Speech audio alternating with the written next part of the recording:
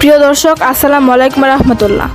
নোয়াখালী সোনাইমুড়ি বাজারের সরকারি খালের দুই পাশ দখল করে কিছু ভূমিদস্যু দোকান তৈরি করেছেন। প্রতিবেদনে ছিলেন মোহাম্মদ শাহাবুদ্দিন, প্রজন্ম টিভি।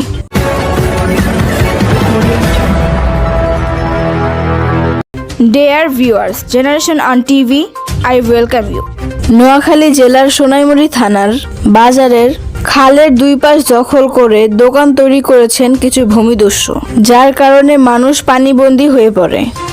সরকারিভাবে উদ্যোগ নিয়ে এই খালগুলো খনন করলে সোনাইমুড়ির মানুষ বন্যার কবল থেকে বাঁচার সম্ভাবনা রয়েছে। সাধারণ মানুষ প্রশাসনের দৃষ্টি আকর্ষণ করছেন খালগুলো খনন করার জন্য।